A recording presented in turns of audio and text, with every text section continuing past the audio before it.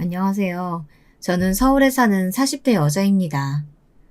답답하고 화가 난 마음에 글을 쓰려고 마음먹었다가 진정되고 난 다음 이렇게 다시 글을 쓰는 중이에요. 어떤 이야기일지 궁금하실 텐데요. 몇 달 전, 저는 피가 거꾸로 솟는 것 같은 충격적인 일을 겪었습니다. 바로 그 이유는 저희 시아버지 때문입니다. 이 일을 일으키신 주동자이자 장본인인 시아버지가 부디 이 사연 채널을 듣길 바라는 마음으로 한 글자 한 글자 써내려가 볼게요. 남편과 만난 이야기부터 전해드릴게요. 남편과는 다니던 직장 상사의 소개로 처음 만나게 되었어요. 처음에는 워낙에나 말이 없고 과묵한 스타일이라 속으로 나랑은 안 맞는다, 얼른 나가야지, 근데 무슨 핑계로 간다고 하지 하며 소개팅을 끝낼 생각만 하고 있었는데요. 남편 측에서 애프터를 신청하면서 한 번 더 만나게 된 거예요. 소개팅을 끝낼 생각이었던 제가 왜 굳이 다시 그 애프터에 응했냐 하면 솔직히 말해 심심해서였습니다. 저는 약사로 일을 하고 있었는데요. 어느샌가부터 반복되는 업무도 지겨워지고 뭐라고 할까요? 인생의 권태기처럼 뭘 하든 재미없고 감흥이 없이 느껴지던 때였는데요. 스스로 이거 우울증인가 하고 생각해보기도 했지만 워낙에 낙천적이고 긍정적인 제 성격과 우울증은 어울리지 않았고요. 언젠가 지나가겠지만 그 당시엔 너무너무 시간이 느리게 갔어요.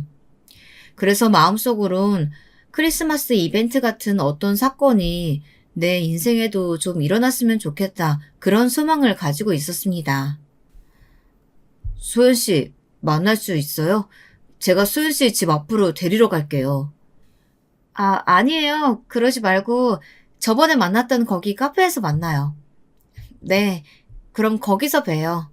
무미건조한 말투로 대꾸하며 그렇게 나가게 된 애프터 데이트였지만 저는 그날 한마디로 남편에게 뿅 가게 된 거죠.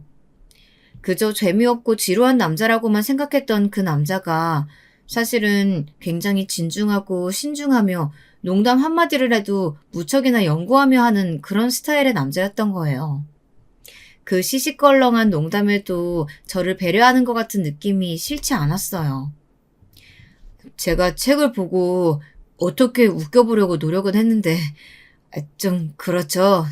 재미없으시죠? 아니요. 사실 저 되게 많이 웃었어요, 오늘. 아마 최근 1년간 이렇게 웃어본 날이 없었을 거예요. 그래서 진호 씨한테 고마운 마음마저 드는데요. 그래요? 다행이네요. 그럼 다음에 그 소연 씨 좋아한다는 영화 같이 보러 갈까요? 게다가 남편은 약간 소심한 스타일이라 말도 버벅거리며 두 번째 애프터를 신청했는데요. 저는 당연히 그에 응했고 그 사랑은 결혼으로 곧 이어졌습니다. 제가 31, 남편이 33에 연애한 지 7개월 차 결심한 결혼이었으니 굉장히 빠른 결정이었죠. 이런 저의 속전속결 결정에 저희 엄마는 고개를 가로저으며 반대를 하시기도 했답니다. 아니 너 그 남자 뭐 변변찮은 직업도 없고 그냥 중소기업 나부랭이 문지 거기 다니는 회사원이라며. 너 그런 남자랑 결혼하면 여자만 죽어라 고생하는 거야. 너는 앞길 창창한 약사고 얼굴도 몸매도 뭐 하나 빠지는 것 없이 이렇게 이쁜데 대체 네가 뭐가 아쉬워서 그런 무뚝뚝하고 조건도 하자 있는 놈하고 결혼을 하려고 해. 엄마, 내 말 들어봐요. 결혼은 내가 좋아하는 사람과 하게 해준다고 했잖아요. 어렸을 때 우리 한 약속 기억 안 나요? 엄마, 허락해 주세요. 이 남자 정말 진국이란 말이에요. 진국이란 말에 엄마의 눈빛이 세차게 흔들렸죠. 엄마는 사업하며 돈은 많이 벌었지만 늘 밖으로 쏘다니기 바빴던 아빠로 인해 마음고생을 많이 하셨었어요. 남자는 진국을 만나야 한다고 강조하시곤 했습니다. 정확히 말하면 제 아빠 같은 사람이 아닌 사람이요. 남편은 저희 엄마를 설득하려고 여러 번 왔답니다. 제가 수연 씨에 비해 많이 부족한 거 압니다. 그래도 장모님께서 허락해 주시면 정말 진심으로 수연 씨 아끼며 사랑하겠습니다. 한 번만 저 좀 이쁘게 봐주세요. 저기, 장모님이란 말은 아직 좀 이른 것 같네만. 그냥 뭐 어머님이든 뭐든 편하게 불러주게. 자네 입장에선 섭섭하겠지만 나는 우리 딸한테 들어온 손자리가 너무 아까워. 그래서 그게 머릿속에서 떠나질 않아. 내 딸이 얼마나 잘났는진 자네도 알 테고 말야. 솔직한 말로 내가 자네한테 마음에 드는 조건은 딱 하나. 응, 시아버지만 살아계시다는 걸세. 적어도 귀한 내 딸이 시집살이 할 일은 없을 테니까. 네, 어머님. 수연 씨가 외동딸이고 어머님이 힘들게 낳으셔서 거의 혼자이다시피 한 몸으로 키우셨다는 것 잘 알고 있습니다. 그래서 제 조건이 부족하다는 것 또한 잘 알고 있고요. 그래도 저란 사람한테 한 번만 기회를 주실 순 없을까요? 저란 사람을 조금만 알아가 주실 순 없을까요? 곰 같은 몸을 하고 양복까지 차려입고 와서 등이 축축이 젖을 때까지 땀을 삐질삐질 흘려대며 열심히 말하는 그날의 남편의 모습을 아직도 저는 잊을 수가 없습니다. 그리고 이미 사랑의 콩깍지가 씌일 대로 씌어있던 저는 더욱이나 남편의 진심에 감동을 받을 수밖에 없었죠. 결국 남편과 제가 합심해 단식 투쟁까지 하며 끈질기게 설득한 끝에 엄마도 에라 모르겠다 심정으로 허락하고 말았습니다. 그렇게 저는 결혼의 모든 산을 넘었다고 생각했어요. 그런데 단 하나, 제 결혼 생활에 가장 문제가 될 산이 하나 남아있는 줄은 상상도 하지 못했네요. 그땐 아주 작은 언덕으로 보였던 것이 점점 부피가 커져 산으로 커질지도 몰랐고요. 시간을 돌린다면 저는 아마 초장에 제대로 선을 그었을 겁니다. 그 주인공은 바로 시아버지입니다. 시아버지는 천만담 때부터 예사로운 분이 아니셨어요. 내가 말이야, 약사 며느리 준다고 하니까 다들 사람들이 부러워서 미치려고 하더라고. 아가, 나는 내 평생 우리 아들이 누구든 데려오겠지라고 생각은 했지만 그게 대학도 최고 대학 나온 약사 며느리일 줄은 상상도 못했어. 거기다 친정도 부유하지? 사돈 어른이 참 자식을 잘 길렀네. 내 아들이 그런 너를 덥석 잘 잡았고 말이야. 사돈 어른이 참 자식을 잘 길렀네. 내 아들이 그런 너를 덥석 잘 잡았고 말이야. 네. 어쩐지 늘 진중하고 신중한 남편과는 너무나도 다른 캐릭터라 말을 섞을수록 적응이 되질 않았는데요. 시아버진 계속해서 제 조건 이야기만 줄줄 늘어놓으셨거든요. 나중에 들어보니 남편은 어머니 쪽을 닮았고 남편의 큰형, 아주버님 되시는 분이 시아버지를 닮았다고 하더라고요. 게다가 처음 보는 예비 며느리 앞에서 약간은 부적절한 말까지 서슴없이 하셨습니다. 내가 지금까지 수많은 여자들을 만나와서 여자 보는 눈 하나는 있거든. 근데 딱 봐도 우리 며느라기는 기품도 있고 말투도 조근조근한 게 귀하게 자란 양반집 규수 같아. 예전에 내가 그 미사리에서 만났던 미정이랑 약간 눈이 닮은 것 같기도 하고. 아닌가? 순애인가? 그 장미 아파트 사는 그 순애랑 좀 닮았네. 그 여자가 강남에서 아주 큰 피아노 원장이라 그렇게 기품이 흘렀거든. 아, 네. 그러셨군요. 근데 그나저나 그 니들이 신혼집 잡으면 내가 그 옆동이든 어디든 이사를 갈까 하는데 괜찮지? 늙은이 혼자 사려니 적적하고 외로워서 말이야. 걱정은 하지 마. 뭐 나는 깐깐한 시어머니같이 뭐 며느리 집에 들락거리고 귀찮게 구는 스타일 전혀 아니니까. 그냥 가족이니까 가까이 살자는 것뿐이지 뭐 다른 의도는 없어. 네? 저희 옆으로 이사를 오신다고요? 응. 왜? 설마 싫은 건 아니지? 그냥 김치나 노나 먹고 가끔씩 외식이나 하자고 하는 건데 그것도 싫다는 건가? 요즘 사람들은 처음부터 시부모랑 등지고 살려고 한다고 하던데. 아가, 너도 그런 가치관 갖고 있는 거니? 아니요. 전 그런 게 아니고 처음 듣는 이야기라서요. 이 사람하고 상의 후에 알려드리면 안 될까요? 남편이 저에게 얘기를 제대로 안 하고 넘어간 부분이 있었는데 이 사실을 시아버지를 통해 직접 듣게 되니 너무 황당하고 표정 관리가 되지 않았습니다. 나중에 남편에게 왜 진즉 이야기하지 않았냐고 물었더니 남편은 자기 선에서 해결하려고 했다고 하더군요. 남편은 그런 사람이었습니다. 제가 마음에 들어하지 않을 것 같은 일은 본인이 알아서 처리하려고 하고 그때까진 입을 꾹 굳게 다무는 사람이요. 게다가 더 놀랄 노자의 소식은 시아버지께서는 사실 집 구할 돈이 없었기 때문에 남편과 저에게 집 살 돈을 어느 정도 부담해달라는 말씀을 하시려고 했다고 합니다.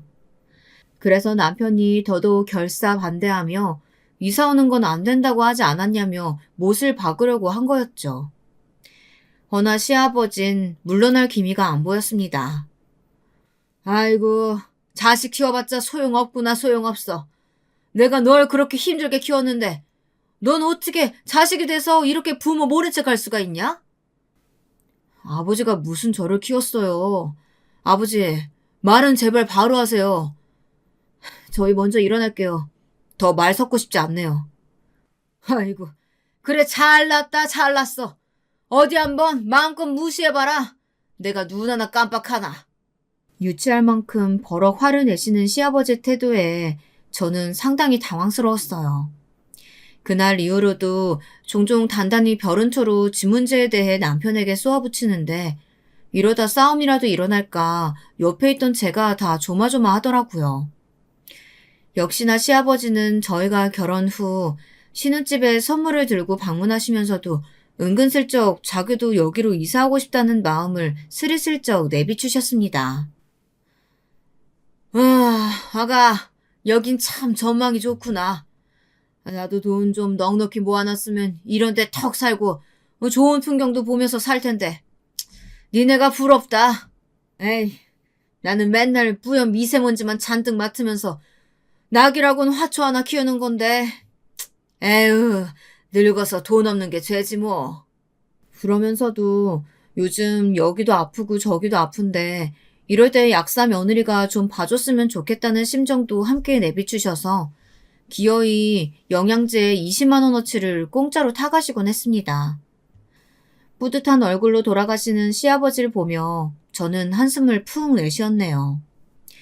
남편은 어느 날 술에 조금 취해 시아버지에 대해 꺼낸 말이 생각이 났기 때문이에요. 우리 아버지, 사실 당신에게 이런 얘기까지 해야 할까 많이 망설였는데 당신도 알고 있어야 할 것 같아서. 당신이 이상하게 생각하는 우리 아버지, 난 우리 아버지가 참 미워. 아버진 한평생 가족에 정착하는 법이 없으셨어. 할아버지 공장에서 오랫도록 일을 했는데 그때 여공이시던 어머니 만나서 결혼하시고 오랜 결혼 생활을 하셨지만 결혼 생활 내내 한 번도, 정말 단 한 번도 키우는 자식이며 자기 아내며 가정에 관심이나 애정 같은 걸 가진 적이 없었어. 정말? 시아버진 처자식들에게 관심이 없으셨다 합니다. 오로지 밖으로 나돌며 술집 여자들 품에 안겨 매일 그 여자들 이름이나 불러대는 게 일상이었다고 합니다. 그러니 남편은 매일 아버지를 증오하며 언제 독립할지, 언제 이 집에서 뛰쳐나갈지만 생각하며 어린 시절을 보냈다고 합니다. 시어머니는 워낙 성정이 유순하셔서 바람피는 남편을 알고도 자기 자식에게 안 좋은 꼬리표가 박힐까봐 이혼도 못하고 그대로 사셨다고 하고요. 그래서 남편은 5년 전 어머니가 암으로 돌아가신 것도 아버지로 인해 마음고생하며 돌아가신 거라고 생각하고 있었습니다. 부모를 미워하는 것이 편할 자식이 어디 있겠어요. 하지만 그럴 수밖에 없었던 남편의 마음이 저는 누구보다 이해가 되었어요. 왠지 그 이야기를 다 듣고 나니 저도 시아버지에 대해선 거부감이 생기더라고요. 그런데 그러던 어느 날 대형 사건이 하나 터지고 말았는데요. 시아버지께서 기어이 저희 집 아파트 단지로 이사를 오시고 말았습니다. 그것이 가능했던 이유가 바로 시어머니라는 존재가 등장했기 때문이랍니다. 네, 시어머니요. 갑자기 제게 시어머니가 생긴 것이었습니다. 시아버지께서 집들이랍시고 저희를 불렀는데 거기서 제게 새 시어머니를 소개시켜 주더군요.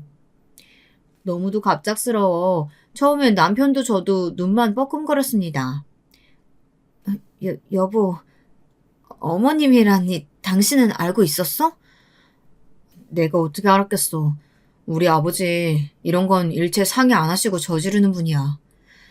하여튼 대단하시다. 아이고, 저희 아버지랑 결혼하실 분이라고요? 아유, 초면이지만 너무 아름다우세요. 저희 아버지에게 들었던 것보다 훨씬 어려 보이세요. 그 연예인 그 누구더라?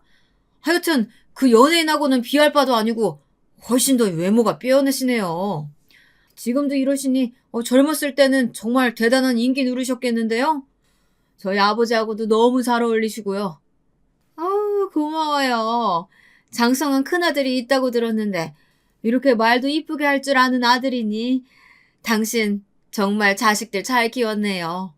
그때는 가족 모임인지라 아주버님도 함께 오셨는데 아주버님은 당시 노총각으로 직원이 5명 정도 되는 작은 회사에서 200 남짓한 월급을 받고 대강 회사를 오가며 다니고 있었어요.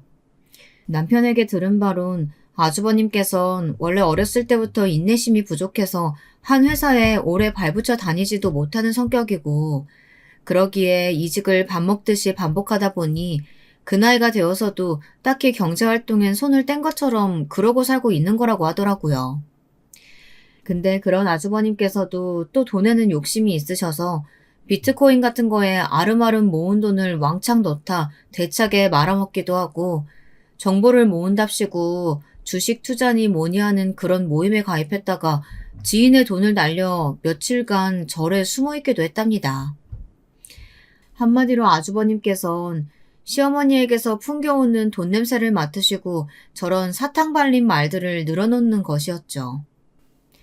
왜냐하면 시아버지께서 데려오신 새로운 시어머니 되실 분, 그분은 일단 전혀 미인이 아니었고 아버지보다 좋게 10살은 많아 보이는 분이셨습니다. 누가 봐도 큰누나와 동생 사이처럼 보인다면 말 다 했죠. 하지만 딱 하나, 젊을 적에 남편 잃고 자식들 셋을 뚝심 있게 키우시며 제법 사업으로 돈을 모아 강북 일대에 아파트도 있고 경기도 쪽에 건물도 가지고 계시다고 하시니 그 생활력이 대단하신 분이었습니다. 시아버지와는 지인의 소개로 만났다고 하는데 첫눈에 반하신 두 분은 만난 지 2달도 안 되었건만 결혼을 생각하고 있다 하시더라고요. 니들이 축하해 줄 거라고 믿는다. 나는 다른 건 몰라도 이 사람한테도 그랬지만 우리 자식들만큼은 내가 행복해지는 걸 그 누구보다 바란다고 말했어.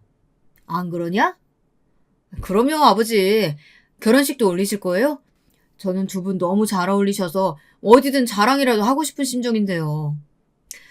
글쎄, 그건 이 사람이 생각을 어떻게 하는 거에 따라 달렸겠지만 굳이 결혼식까지는 아니고 그냥 조촐하게 밥 한 끼 먹는 걸로 하려고. 너무 시끄럽지 않게 교양 있게. 그래, 그것도 나쁘지 않지. 우리만 잘 살면 되지 동네방네 떠들 게 뭐 있어. 아니 근데 그나저나 둘째 너는 왜 아까부터 말이 없냐? 아까부터. 기분 나쁜 일이라도 있는 게야? 그런데 여기서 저희 남편의 표정이 싹 굳어버린 거예요. 남편은 아버지 인생이니 상관치는 않겠다는 입장이었지만 기분이 썩 그리 좋지 않았습니다. 말씀드렸다시피 시아버지께서 살가운 아버지도 아니었거늘 어머니를 잃은 지 별로 안 되었는데 시어머니를 들이셨으니 당연히 자식 입장에서는 거부감이 들 법도 하잖아요. 하지만 시아버지는 이를 받아들이지 않으시고 남편의 표정이 마음에 안 든다며 노발대발이셨습니다. 그리고 그 불똥이 저에게까지 떨어진 게 난국이라면 난국이었고요. 자식 새끼가 돼서 너는 어떻게 늘 그렇게 냉담한 표정으로 네 아버지 바라보고 있냐? 아버지한테 축하할 일이 생겼으면 박수는 못 쳐줄 망정 뭐가 안 입고 와서 그따위 표정을 짓고 있냐고. 네 형 좀 봐라. 좀 본받으라고. 옆에 있는 며느라가 너도 마찬가지야. 내가 너희 친정 부유하고 네 직업이 그럴싸해서 최대한 대우 잘해주려고 하고 있거늘. 너는 내가 이사 오는 것부터 마음에 들어하지 않더니 결국엔 네 남편 편까지 들겠다 이거냐?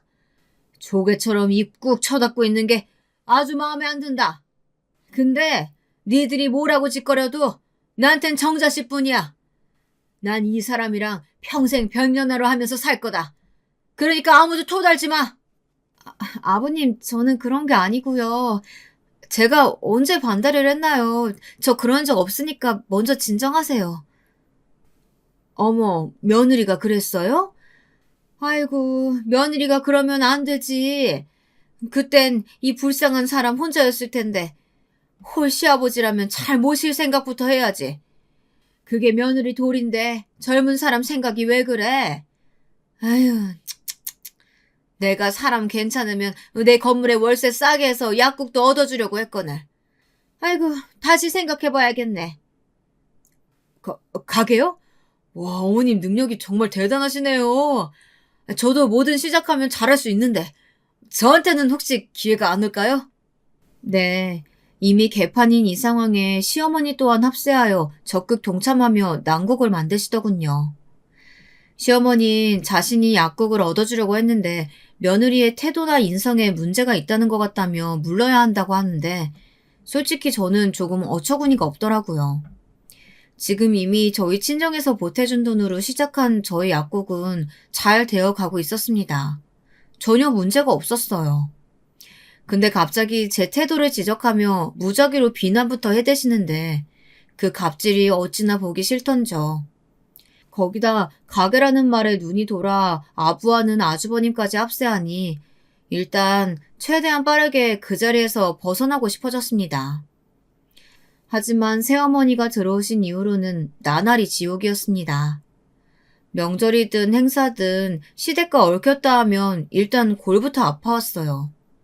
시어머니는 딸만 셋이었는데 딸은 어차피 출가 외인이라 사위가 와도 어지럽기만 하다며 제가 유일한 며느리이니 대우를 받아야 한다고 생각하셨습니다. 시아버지도 마찬가지 시어머니를 적극 받들어 모시라고 하더군요. 며느리가 돼서 시아버지 시어머니 잘 모시고 사는 건 나중에 그 복을 다 돌려받는 거다. 그러니까 잘해. 너도 알다시피 네 시어머니 되실 분 재력이 보통 아니지 않아. 아가니가 시어머니한테 잘 보여서 나쁠 거 하나 없다. 그러니까 매일매일 안부 전화도 드리고 주말이면 꼭 방문해서 우리랑 같이 저녁 먹고. 알았냐? 아버님 죄송한데 저희 약국 토요일도 운영하는 거 아시잖아요. 일 끝나면 저도 운동하라고 하고 쉬는 시간이 필요해서요. 시간 될 때 가보도록 할게요. 이해해 주세요. 아니 그게 무슨 말이냐? 말이야 방구야. 그런 법이 어딨어? 너 지금 가방끈 길다고 나 가르치려고 드냐? 그냥 내 말대로 하면 되지 뭔 말이 그렇게 길어? 정말 넌 여러모로 사람 섭섭하게 하는구나. 너한테 단단히 실망했다. 시어머니 시집살이만이 시집살이가 아니더라고요. 시아버지가 옆에서 어찌나 잘하라고 난리를 치는지 정말 시자의 시만 들어도 토할 것 같은 기분이 들었습니다. 게다가 가장 최악인 점, 같은 아파트 단지에 사는 것이 더 신경이 쓰였죠. 오다 가다 마주칠 확률이 너무 많으니까요.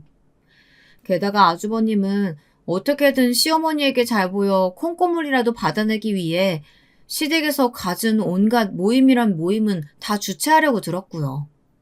약국을 운영하다 보면 시간이 정신없이 흘러갈 만큼 바쁠 때도 많은데 일일이 이런 것들을 챙긴다는 게 제겐 무척이나 스트레스와 피로가 되었습니다. 그래서 어느 날은 나름대로 묘안을 냈습니다. 어머님은 이사 갈 생각 없으시죠? 이사? 내가 이사를 왜 가니? 여기 아주 살기 좋은데 말이야. 앞에 호수공원이 쫙 펼쳐져 있는 게 산책할 때 너무 좋더라. 왜? 너 내가 여기 있는 게 싫으니? 네? 아니요. 전 그런 의도로 말한 게 아니고 그냥 여쭤본 거예요.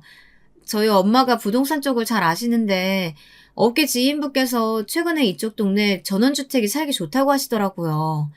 저번에 어머님이 전원주택 사시는 게 꿈이라고 했던 걸 들은 것 같아서요. 어머, 이 사진대로라면 정말 예쁜데? 여보, 정원 좀 봐요.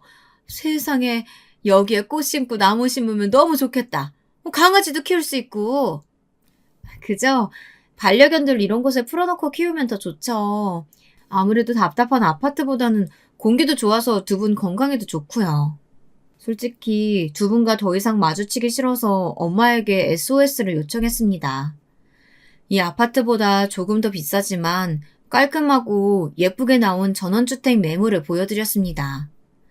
그런데 그걸 보자마자 역시나 시어머니 쪽에서는 은근히 혹하신 것 같았지만 시아버지는 고개를 절레절레 졌더군요.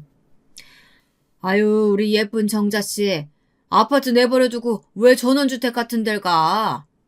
거기 관리할 게 얼마나 많은데. 보기만 좋은 거지. 실제로 살면 이것저것 하느라 뼈 삭기 딱 좋아요. 우린 그냥 여기 일단 살자고.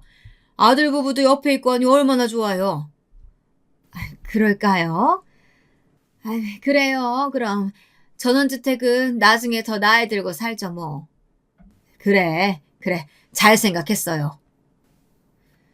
귀얇은 시모가 시부의 말에 그렇게 넘어가 버렸습니다. 그토록 열심히 준비한 작전이 먹히지 않아 당시엔 실망감이 컸습니다. 그래도 언제건 기회는 다시 올 거라 생각하며 버텼죠. 그리고 어쨌거나 남편을 길러주신 시아버지니 제가 조금 더 참고 묵묵히 버티면 언젠가는 서로 편할 사이가 될 거라는 낙관도 잠시 했었습니다.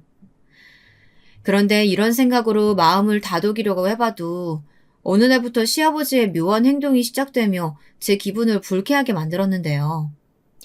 이것을 전 당시 남편에게 말할 수도 없었답니다. 왜냐면 남편이 새로 들어오신 시어머니며 시아버지에 대한 분노가 상당해 사실상 연락을 거의 안 하고 있는 상황이었는데 남편이 이 일을 알게 된다면 집안에 괜한 분란이 불어닥칠 것 같아서 말입니다. 참 설명하긴 애매하지만 이런 행동들이었어요. 언젠가부터 시아버지가 제게 일방적으로 동의 없이 스킨십을 하더라고요. 예를 들어 말을 할 때 간혹 손으로 허벅지를 한번 가볍게 친다든지 자기 무릎이 안 좋다면서 만져보라고 제 손을 거기 한참 갖다 대게 한다든지 그런 식이었습니다.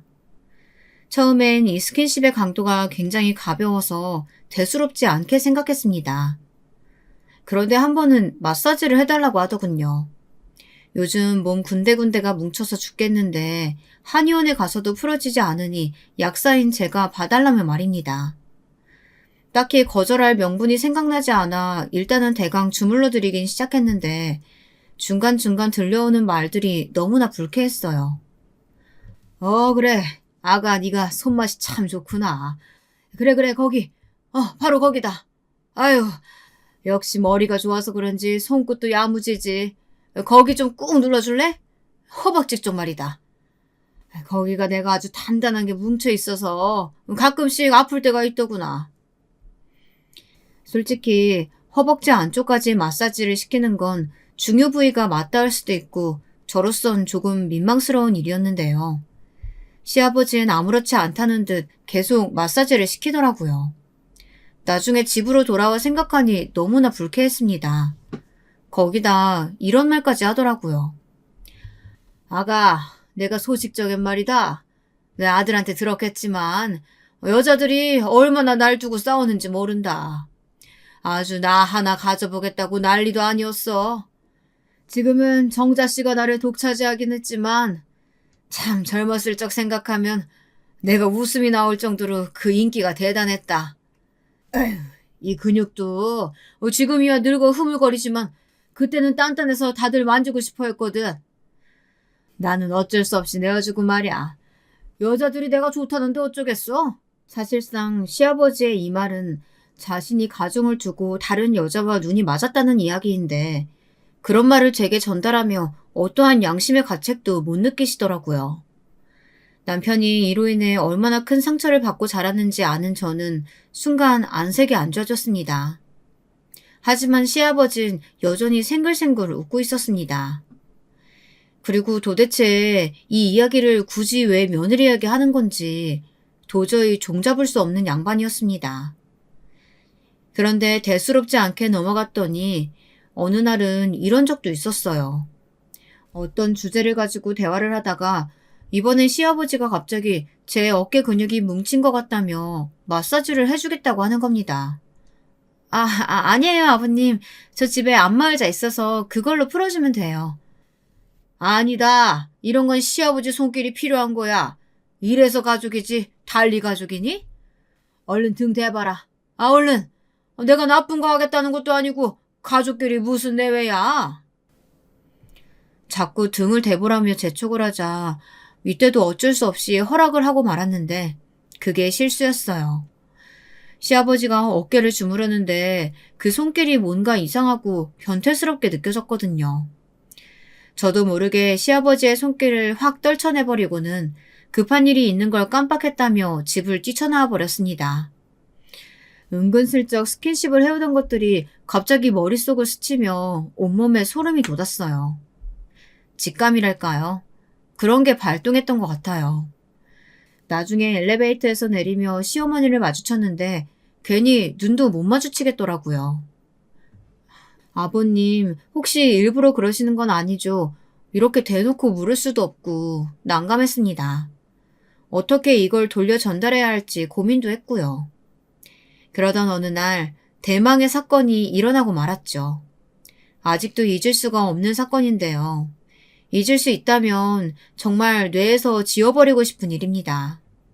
자기가 먹는 비타민을 챙겨 갖다 달라는 말씀에 시댁을 방문한 적이 있었는데요.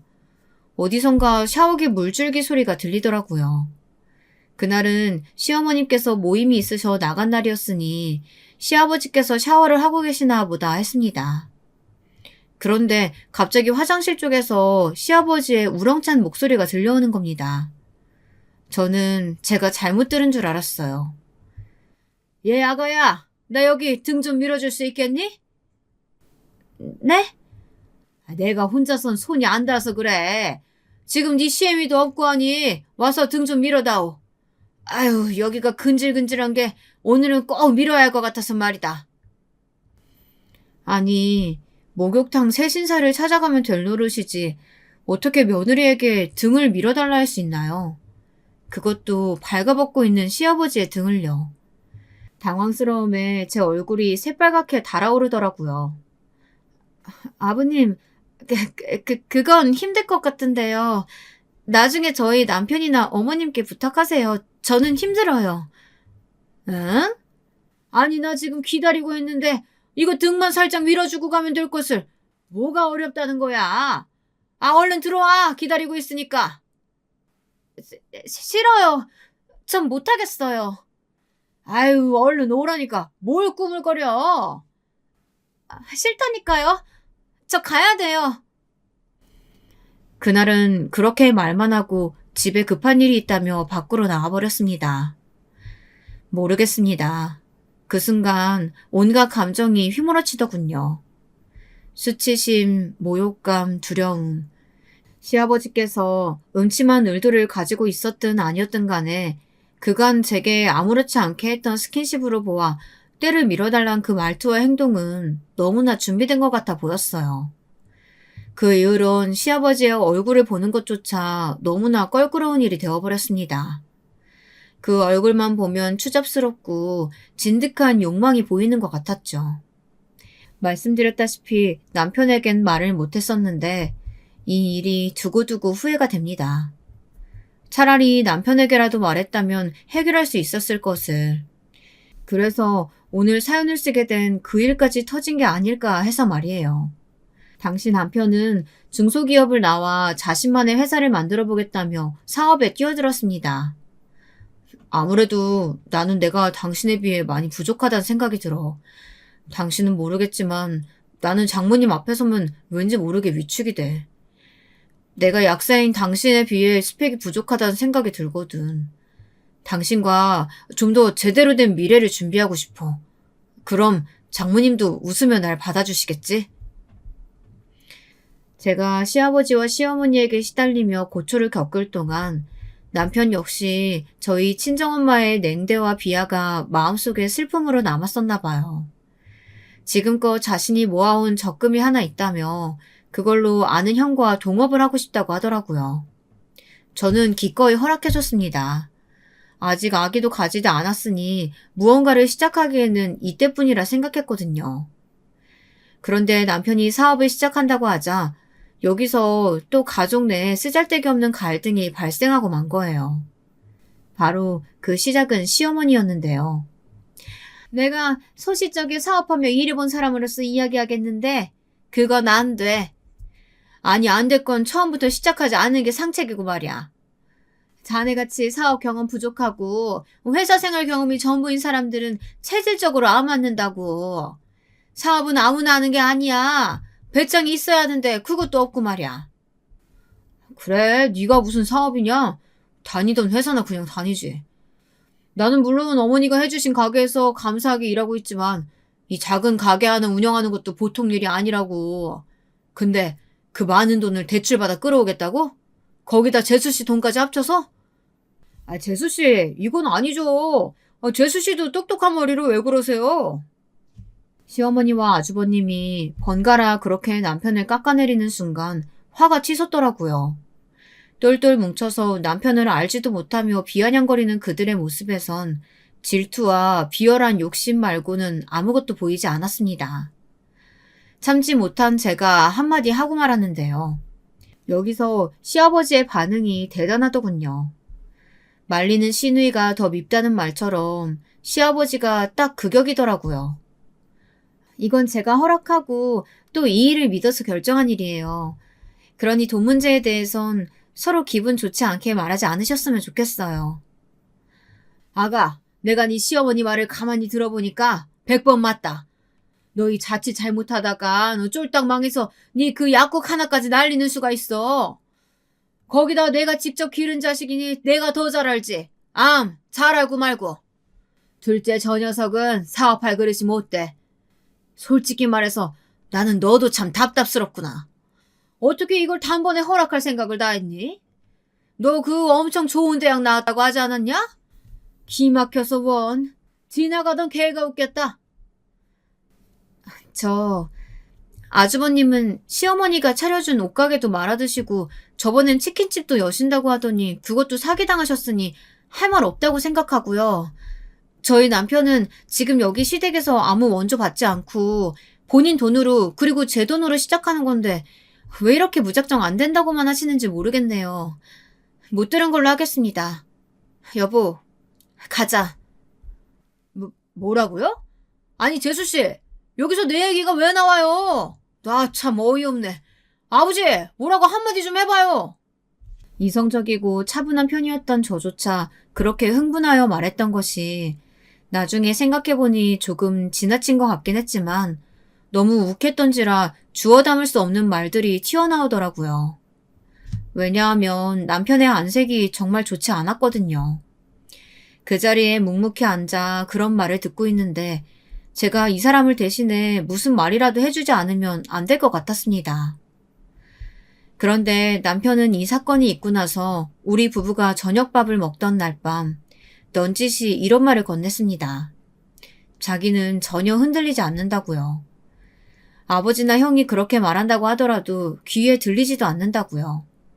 어차피 대화가 안 통하는 사람들이었으니 애초에 그런 소리 들을 거 각오하고 간 것이라고 하며 오히려 저를 진정시키는데 남편이 그 순간 참 멋지고 대담해 보였습니다. 그리고 제 예상대로 남편은 해내었어요. 실적으로 보여주었죠. 거기에 시댁 식구들 모두 입을 꾹 다물고 아무 말도 못하는데 얼마나 통쾌했는지 모릅니다. 게다가 저희 엄마의 반응도 상당히 우호적이셨는데요. 엄마는 남편의 사업에 투자하고 싶다며 언제든 밀어주겠다는 약속까지 하셨답니다. 그 말에 남편은 눈물까지 글썽이며 감격했고요. 그만큼이나 남편은 저희 엄마에게 인정받고 싶었던 거죠. 세상 그 마음이 느껴져서 남편이 안쓰럽기도 했습니다. 하지만 남편이 잘 되자 배가 아팠는지 시샘하는 무리, 그리고 남편 측에부터 뭐라도 받아먹으려는 무리, 이렇게 두 무리가 생기더라고요.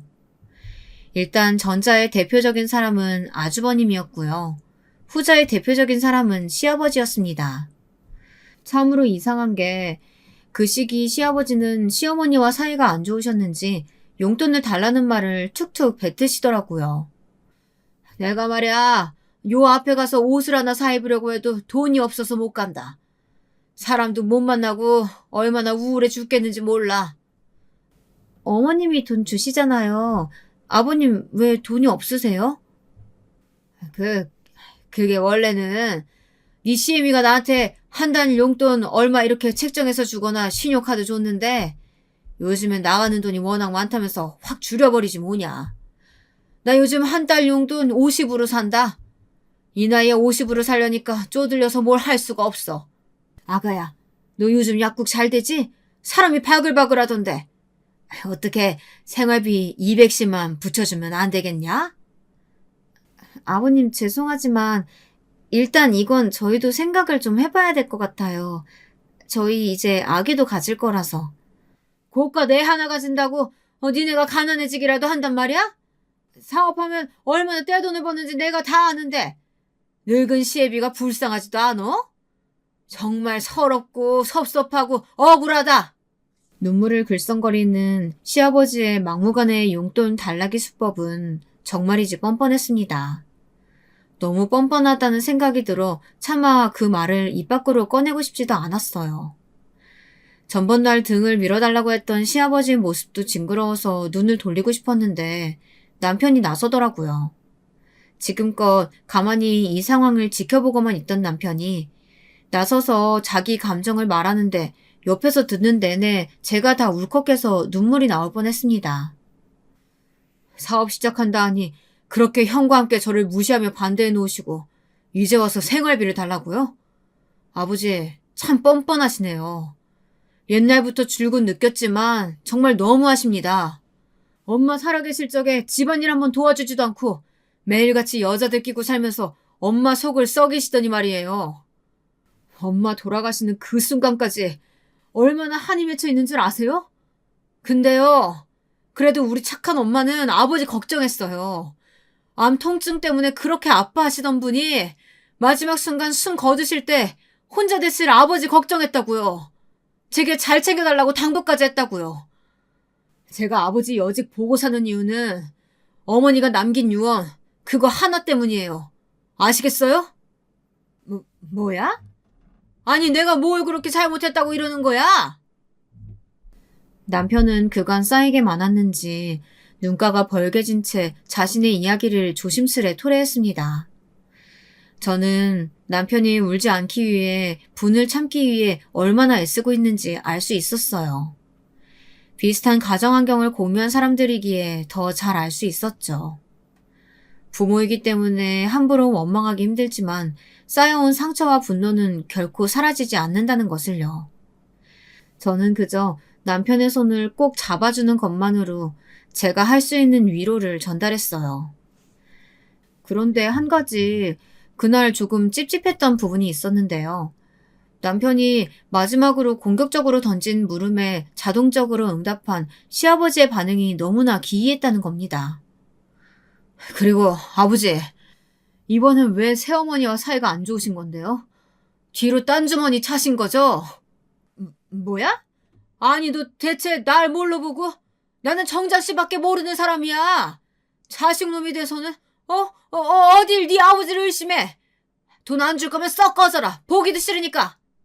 여기서 남편이 말한 딴주머니는 여자였는데 시아버지가 그 말을 듣자마자 바로 말을 더듬으며 얼굴 안색이 차갑게 가라앉으시는 거였습니다. 그리고 적잖이 이상한 해명들을 하시는데 누가 봐도 알 수 있었죠. 아, 시아버지에게 여자가 생겼구나. 그리고 시어머니께서 그걸 눈치채어 두 분 사이가 안 좋으시구나. 여기까지 추론이 가능해지자 저는 남편과 일단은 상황을 지켜보는 쪽을 택했습니다. 두 분이 조만간 이혼을 할 수도 있다는 생각이 들긴 했는데 설마 하는 마음이 있었죠. 시아버지에겐 사실상 시어머니 말고는 돈줄이 없었고 모아둔 재산도 없으며 일하시는 걸 죽어라 싫어하는 분이셨거든요. 아주버님처럼요.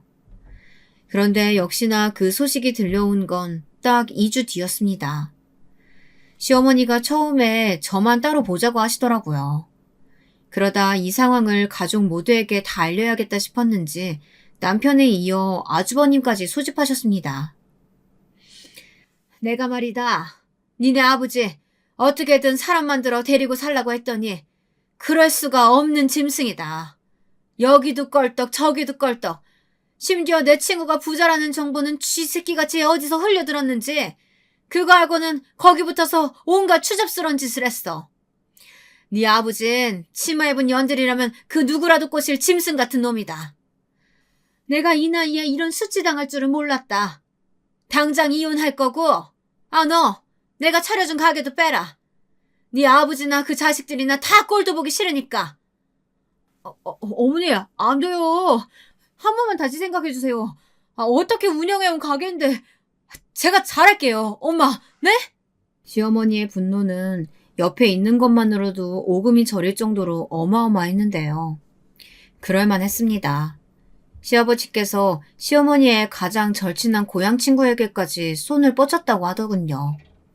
문자며 전화며 그렇게 밤낮 없이 하는 바람에 시어머니의 친구분이 귀찮아 죽겠다며 시어머니에게 전화해 당장 이혼하란 말을 전한 겁니다.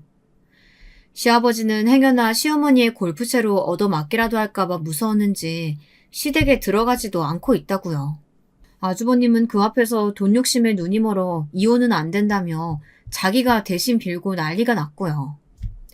하지만 시어머니는 단호하게 쳐내며 배로 낳지도 않은 자식인데 엄마라고 부르지 말라고 작은 캐리어를 들고는 그 자리에서 대차게 나가셨습니다. 이 집에 있는 그 무엇도 들고 가고 싶지 않다며 최소한의 짐만 싸 나가신 건데 미운 시어머니였지만 같은 여자로서 그 배신당한 심정이야 100번 1000번 이해가 되었습니다. 사실상 시아버지는 이혼을 당하시고 난 후 당분간은 조용하셨습니다. 여기서 조금 떨어진 빌라로 이사를 가셨는데요. 가끔씩은 저희 부부의 위로를 받고 싶다 하시더라고요. 대단하시죠? 남편이 그렇게까지 말했으니 차마 아들은 못 부르시고 저를 시댁으로 부르시더라고요. 저는 시아버지의 전화를 받지 않고 차단해 두었습니다. 그런데 참 마냥 그럴 수도 없게 된 것이 이런 걸 보면 인생이 기이한 것 같습니다. 시아버지께서 갑자기 눈앞이 어지럽고 소화가 잘 안 된다고 하시며 병원을 찾았는데요. 암 진단을 받게 되셨다고 저희 부부를 부르신 겁니다. 저는 남편에게 결정권을 넘겼는데 남편은 혈육인 아버지가 자기 곧 죽는다는 말까지 한 게 마음에 걸렸는지 가보자고 하더군요. 역시 착한 사람이었습니다. 그렇게 시댁에 가니 펼쳐진 풍경이 가관이었어요. 시아버지께선 이미 진탕 술을 마신 듯 술 냄새가 진동하고 있었고 여기저기 토사물 냄새까지 섞여 있었습니다. 내가 미안하다. 내가 죄인이야. 결국 다 떠나가고 이렇게 홀로 되었으니 그 죄값을 치러야 마땅해. 솔직히 말해 암 걸렸다는 얘기 들으니까 이 세상 이렇게 이대로 뜨는 것도 나쁘지 않겠다는 생각이 들더구나. 내가 우리 아들한테도 뭐 하나 잘해준 것도 없고 부인도 내 손으로 버린 거나 다름없으니까 무슨 할 말이 있겠냐. 그냥 이대로 하늘이 내 목숨 걷어가 줬으면 좋겠다. 시아버진 갑자기 한탄스러운 말씀을 늘어놓으시며 주절주절 이야기를 하셨습니다. 한창 바람 피우고 다닌 과거 이야기부터 시작해서 자기가 그때 얼마나 잘못했는지 알고 있다느니 자식들을 챙기지 못한 게 한이라느니 정말 서러울 정도로 오열을 하며 그 이야기들을 털어놓으시더군요. 그러니 저도 조금은 기분이 묘했습니다. 내가 죽을 때가 돼서야 이걸 깨닫게 됐으니 참 한스럽다. 계속되는 시아버지의 말에 저도 마음속으론 진작 깨달으셨으면 좋았을 텐데 하는 아쉬움과 씁쓸함이 밀려오더군요. 남편은 암 치료에 필요한 비용은 지원해주겠다고 하더니 잠깐 담배를 피러 나갔다 오겠다고 하고 잠시 저와 시아버지만 놔두었습니다. 아마도 저와 비슷한 감상을 느낀 것 같았어요. 이때 바로 오늘 제가 사연을 쓰게 된 결정적인 사건이 일어난 겁니다. 진상인 시아버지이긴 하지만 어쨌건 암에 걸리셨고 마음이 안 좋으실 테니 이빨린 위로라도 해야 될 것 같아 저는 대충 적당한 말을 고르고 있었습니다. 근데 갑자기, 너무도 갑자기 술을 한 모금 들이키던 시아버지가 제 쪽으로 천천히 오더라고요. 그리곤 와라 끌어안는 겁니다. 그러면서 아가야, 근데 그거 아니? 젊었으면 내가 너 이미 꼬셨다. 피부도 반들반들하니 이쁜 것. 젊었으면 넌 내 거였는데. 아, 그게 참 아쉽다 아쉬워. 내가 다른 건 다 두고 가겠는데 이 아쉬움은 사라지질 않는구나. 정작 그년이랑 살 땐 피부가 너무 쭈글쭈글해서 살 맞닿을 때마다 너무 싫었거든. 그때마다 네 생각이 아주 많이 났어. 참으로 믿을 수 없는 망발이었습니다. 저는 그 자리에서 그만 손에 잡히는 아무 물건으로 시아버지의 머리통을 그대로 내려쳤습니다. 아마도 휴지가게였던 것 같아요. 변태 같은 짐승놈의 수뇌기에서 일단 벗어나기 위해 내리쳤고 그 충격에 약간 뒤로 기울어진 시아버지를 획 밀쳐낸 후 전 이 순간 생각나는 딱 한 사람, 남편을 찾기 위해 다급히 밖으로 나갔어요. 어디선가 담배를 피며 시아버지에 대한 연민을 갖고 있을 남편. 마침 아파트 작은 공원 안 벤치에 앉아있더군요. 전 헐레벌떡 달려가 모든 사실을 털어놨습니다. 그게 사실이야? 아버지가 그런 말을 했다고? 생전 남편의 그렇게 화난 모습은 처음이었습니다. 남편은 작정한 사람처럼 입술을 한번 꼭 깨물더니 화가 난 모습으로 시댁으로 들어가더라고요. 저는 거기서 남편의 무서운 고성을 들을 수 있었습니다. 아버지, 어떻게 내 아내한테, 아버지 며느리한테 그런 말씀을 하세요? 아버지가 사람이에요? 아버지 암 치료받아야 한다며 저보고 요양병원이며 결제해달라고 하셨죠? 아니요, 저 그거 단 하나도 안 해드릴 겁니다. 돈 없어 치료 못 받아 뒤지시든 마음대로 하세요. 아버지 인생 이제부터 아버지가 알아서 하시라고요. 이거 제가 드리는 벌입니다. 아시겠어요? 응? 아니야. 난 그런 짓 안 했어. 며느라기가 꾸며낸 거다. 꾸며냈다고요? 지난번엔 등 밀어달라고 하고 저한테 이상한 스킨십 같은 것들도 하셨잖아요. 아니 그게 저기 내가 실언을 했다. 응? 미안하다. 그래도 어떻게 아버지 목숨 가지고 그런 말을 하니? 돈은 해다오. 돈만은. 설마 했지만 남편은 정말로 시아버지에게 어떠한 경제적 지원도 하지 않았습니다. 아주버님은 자기도 살기 바쁘다며 나몰라라 했고요. 짐승만도 못한 자기 아버지가 그 종말이 어떻게 되든 남편은 신경 쓰지 않겠다는 의지가 강경했어요. 그리고 저 역시 그날의 끔찍한 포옹, 끈적이던 숨결, 목소리, 그것들이 악몽으로 나타날 정도로 시달렸던지라 일말의 연민조차 생기지 않더군요. 시아버지는 어떻게 해서든 돈을 마련했는지 수술은 받은 모양이었어요. 건너 듣기론 경과가 나빠 그저 죽음만을 기다리고 있는 상태라고 합니다. 어쨌든 나는 아버지한테 딱 말했어. 손 벌릴 생각 마시라고. 나는 간병인이니 뭐니 써줄 돈이 없어. 네가 알아서 하든가. 너도 못하겠으면 그냥 냅둬. 그 나이 먹었으면 가셨을 때도 됐지 뭐. 자식들에게 다 버림받고 결국 그렇게 쓸쓸히 인생의 마지막을 맞이하시게 될 시아버지. 아마도 죗값을 그렇게 받나 봅니다. 제 이야기는 여기까지입니다. 여러분들은 어떻게 들으셨을지 궁금하네요. 저는 개인적으로 저와 남편의 선택이 옳았다고 생각합니다. 안녕하세요. 저는 이제 평온한 노년을 준비하고 있는 60대 여성입니다. 사연을 보내는 일은커녕 내 사정을 모르는 이들에게 전한다는 것 자체가 난생 처음이라 서투르고 부족하겠습니다만 친구의 이야기를 듣듯이 편안한 마음으로 들어주셨으면 합니다. 좋은 이야기도 아니고 내세울 것도 아니지만 그렇게나마 털어놓는 게 제 마음엔 평안을 줄 것 같아서요. 전 2살 많은 남편과 그 슬하에 자식 2명을 키웠습니다. 첫째는 아들, 둘째는 딸인데 어디 내놔도 남부끄럽지 않은 어른으로 키웠다는 자신이 있었습니다. 금전적 능력은 조금 부족할지언정 사람으로서 제대로 된 인격을 갖추는 게 제 평생의 교육 방침이었거든요. 물류센터에서 일하는 첫째 아들은 9년 전에 결혼하였고 그해 바로 딸아이를 낳아서 기르고 있습니다. 그 아이가 벌써 초등학생이 되었으니 시간이 왜 이리 빠른지 모르겠네요. 아들 집과 저희는 30분쯤 걸리는 거리에 살고 있었는데 그 전에도 자주 찾아가진 않았어요. 왜 요즘 시어머니가 갑자기 찾아가거나 가사에 신경 쓰는 걸 싫어하는 며느리들이 많잖아요. 신경을 쓰지 않는 게 가장 좋은 부모인 것 같아서 그렇게 살아왔습니다. 그러다 손녀가 초등학교에 들어가면서 며느리가 취직을 했다고 하더라고요. 평소에 프리랜서 작가로 활동한다고 들었는데 아예 작업실을 얻어 거기서 지인과 함께 일을 시작했다더군요.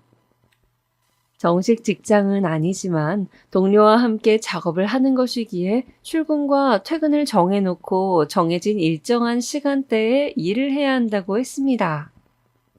그러다 보니 아이를 봐줄 사람이 필요하게 된 거예요. 제가 마침 그 시기에 일하던 음식점을 그만두었거든요. 아들이 결혼하기 전 조금이라도 더 보탬이 되고 싶어 시작했던 일이었고 그동안 쓸 돈 안 쓸 돈 아껴가며 차곡차곡 모으다 보니 이젠 쉬어도 되겠다 싶더라고요. 그래서 자식들 줄 돈만 빼두고 남편과 여행이라도 다녀오려고 시기 맞춰 그만두게 되었습니다. 국내든 해외든 섬이든 근교든 제대로 된 여행 한 번 간 적 없었거든요. 그런데 백신을 맞으면 잠잠해질 줄 알았던 코로나가 더욱 기승이고 여행이 온전치 못하게 되니 계획이 전부 틀어져 버리더군요. 그래서 잔치미 몇 개를 하면서 집에서 쉬는 게 일상이 되었습니다. 그 소식을 며느리가 아들을 통해 들었나 봐요. 생전 먼저 연락 오는 법이 없었는데 전화가 오더라고요. 어머님, 그동안 잘 지내셨어요? 아유, 그래, 민정아. 난 잘 지내고 있지. 이렇게 연락 주니 고맙네. 잘 지냈고? 아, 별 말씀을요. 자주 전화 드렸어야 했는데 바쁘단 핑계로 못 드려서 죄송해요. 죄송은 뭘. 애 아빠가 가끔씩 안부 전해줘서 괜찮다. 다은이는 잘 지내니? 안 본지 꽤 돼서 보고 싶네. 한 달 전에 영상통화 한 번 하긴 했는데. 아, 잘 됐다. 안 그래도 다은이 일로 전화드린 거였어요. 제가 일을 갓 시작해서 정신이 없는데 혹시 어머님 적적하시면 우리 다은이 좀 봐주실 수 있나 해서요. 내가? 네, 코로나 때문에 요즘 애들 집에서 수업 듣거든요. 그 수업 챙기는 거랑 밥, 간식 정도만 챙겨주시면 돼요. 다은이 많이 커서 손도 많이 안 가고요. 그냥 봐달라는 건 당연히 아니고 용돈 챙겨드릴게요. 30만 원이면 충분하시겠죠? 갑자기 말문이 막히더라고요. 돈을 받을 생각도 없었지만 받는다 한들 아무리 핏줄이 섞였어도 터무니없는 금액을 이야기하니까요. 게다가 평일 내내 찾아가야 하니 어렵게 찾은 제 휴식 시간을 뺏길 것 같더라고요. 아무리 사랑하는 손녀딸이라고 하지만 영 내키지 않는 일이어서 어렵사리 애들러 거절했습니다.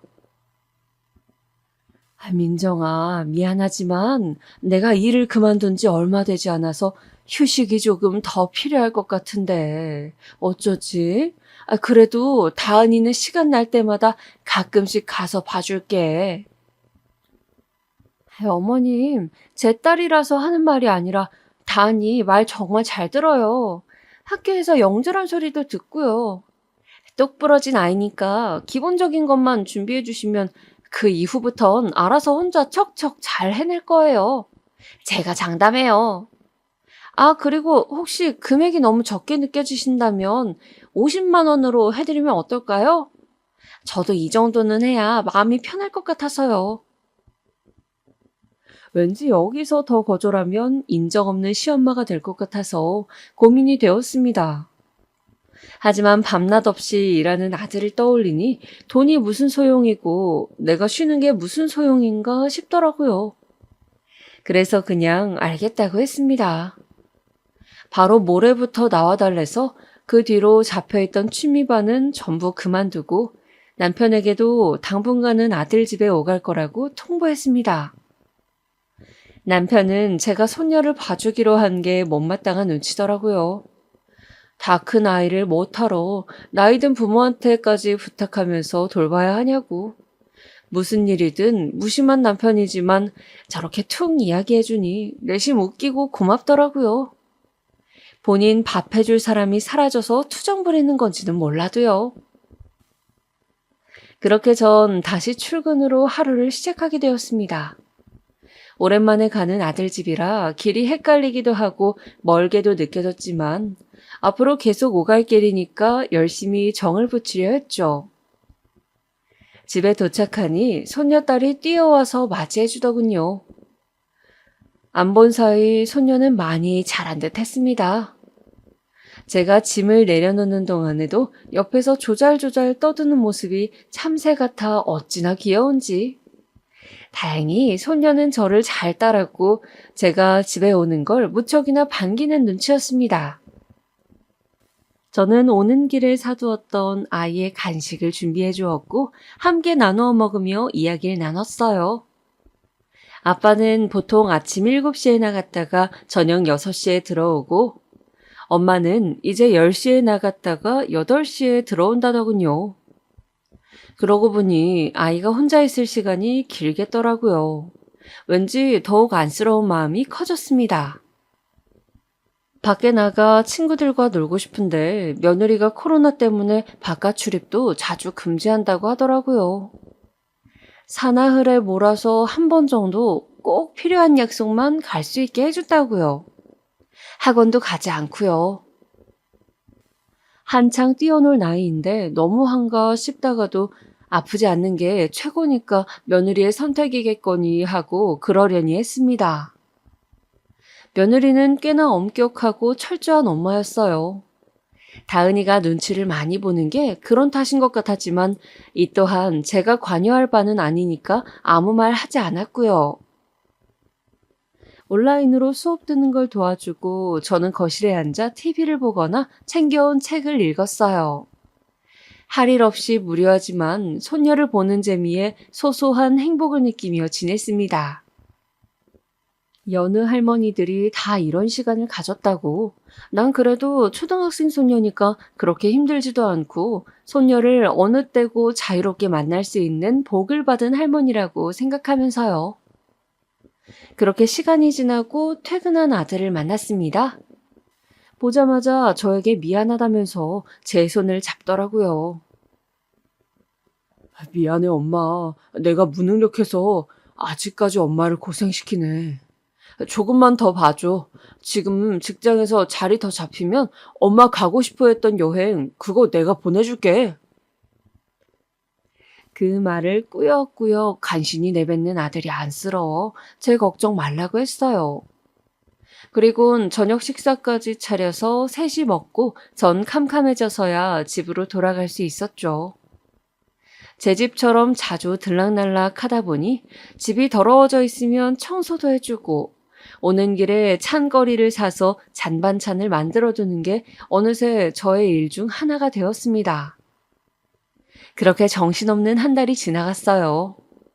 근래 들어 어떻게 지나갔는지 모를 가장 바쁜 시간이었네요.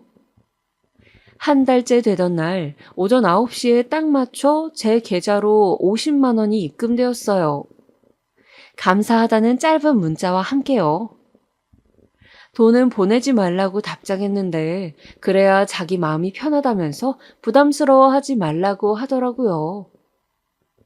뭐 50만 원으로 얼마나 마음이 편해질지는 모르겠지만 그래야 한다니 알겠다고 하고 받았습니다. 제가 쓴 돈이 2배는 더 됐을 테지만 구태여 설명하고 싶지도 않았고요. 아마도 며느리는 냉장고에 있던 새 반찬들과 손녀가 입고 있는 낯선 옷들이 그냥 하늘에서 뚝 떨어져 생겨난 거라 믿고 싶었는지도 모르죠. 그렇게 한 달 반쯤 지났던 날, 처음으로 며느리 얼굴을 볼 수 있었습니다. 저를 보려고 빨리 퇴근했다면서 족발을 사들고 왔더라고요. 그때 오랜만에 네 식구가 모여서 식사를 했네요. 일하고 온 며느리가 힘들까봐 빨리 먹고 일어나려 했습니다. 그런데 며느리가 말하길, 어머님 그거 들으셨어요? 요즘 애들은 집에서 홈스쿨링도 하더라고요. 어려운 건 아니고 그냥 집에서 선생님이랑 1대1 영상 수업 듣고 숙제 내주면 그거 하고 가족이 그 숙제 검토해주고 같이 이야기하면서 공부하면 학원이나 과외보다 훨씬 효과가 좋다고 하더라고요. 편안한 분위기에서 공부할 수 있으니까요. 우리 애도 그런 거 시킬까 봐요. 논술이 부족하거든요, 다은이가. 그래, 뭐 좋지. 애들 공부는 일찍 시작해야 한다니까. 그쵸? 잘 됐다. 그럼 혹시 어머님이 다은이 학교 수업 끝나면 숙제도 봐주실 수 있을까요? 결국 저에게 일감 하나를 더 던져주려 하는 거였더라고요.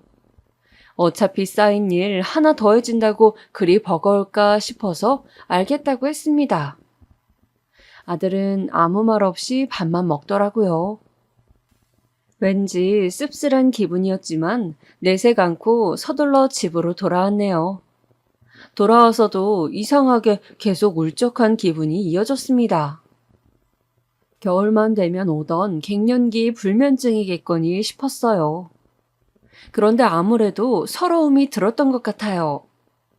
하루하루가 아까운 내 나이에 여행이나 배움은커녕 자식 집에서 소모되고 있다고 생각하니 가슴이 답답했습니다.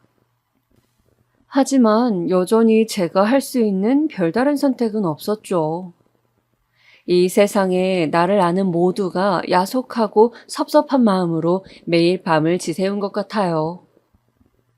소녀의 숙제를 봐주기로 한 건 생각보다 저에겐 큰일이었습니다. 쉽게만 생각했던 초등학교의 수준이 요즘은 굉장히 상향화되어 있더라고요. 그래봤자 우리말인데 왜 이렇게 문장 하나하나가 난해하게 느껴지던지.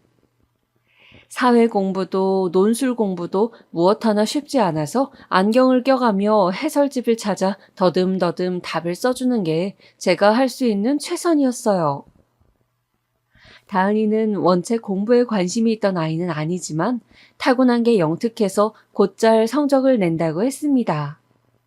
그래서인지 다행히 저의 부족한 설명을 자기 선에서 이해하려 애쓰고 풀어나가더라고요. 그만큼 예쁜 아이가 또 어디 있을까 싶어요. 다만 문제는 밖에 잘 나가질 못하다 보니 많이 지쳐있는 듯 보였거든요. 집중력이 많이 흐트러진 상태였습니다. 문제 하나를 푸는 건 금방 해냈지만 그 다음 문제로 가는 게 어려워 보였어요. 나중엔 공부와 전혀 상관없는 자꾸 쓸데없는 질문을 하면서 일부러 시간을 잡아먹더라고요. 저에게도 참 버거운 시간이었습니다. 아이들 공부라는 게 참 어렵고 나이 든 어른이 신경 쓰기엔 더 어려운 문제라고. 하루는 그런 일도 있었어요. 숙제 검사를 하는 날이었는데 갑자기 문제집이 없어졌다는 거예요. 집안에서 잃어버린 것도 아니고 마트 다녀오는 길에 떨어뜨린 것 같다는 말도 안 되는 얘기를 하는데 황당하더라고요. 얘가 하기 싫은 건지 정말 잃어버린 건지도 모르겠고 그 와중에 며느리가 뭐라고 할지 내심 걱정이 들던 제 모습이 처량해서 눈물이 나기도 했습니다. 일단은 괜찮다며 새로 사면 된다고 아이를 안정시키고 저녁 준비를 했어요. 음식 재료를 가지러 베란다 쪽에 갔더니 글쎄 환기구 뒤에 문제집을 꽂아두었더라고요. 손녀에게 물어보니 대답을 못 하더라고요. 그런데 이상하게도 숙제는 다 해둔 상태였어요. 왜 숨겼는지 솔직하게 말해주면 엄마 아빠한테는 비밀로 하겠다고 약속하니까 그제야 한마디 하더라고요. 그냥 보여주기 싫었어요. 잘하든 못하든 어차피 엄마는 더 열심히 하라고만 하니까.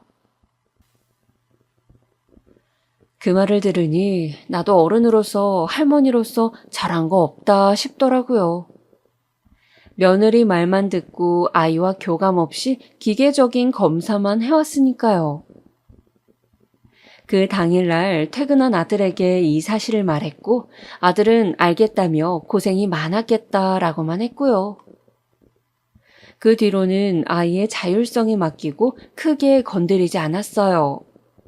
그러자 아이도 오히려 마음 편히 공부하고 더 열심히 노력하는 것 같더라고요.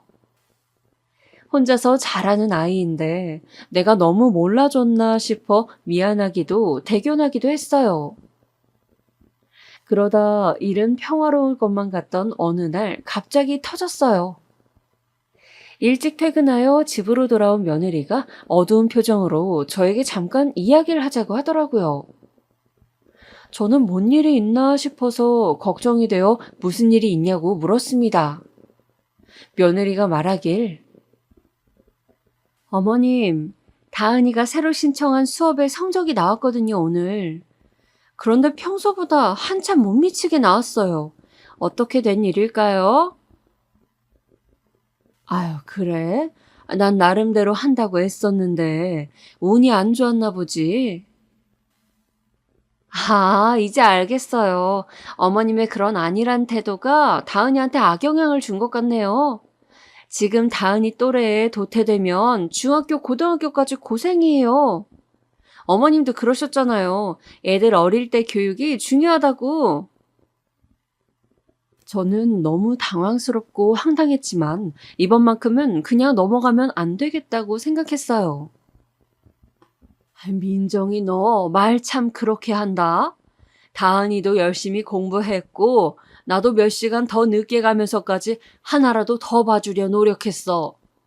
그런데 나한테 돌아오는 말이 고작 악영향을 준다, 만다는 얘기니? 과정은 결국 결과를 보여주기 위해 존재하는 거예요. 나름대로 애쓰셨는지는 못 봤지만 결과는 이렇게 봤잖아요, 제가. 다은이한테는 과정도 중요해.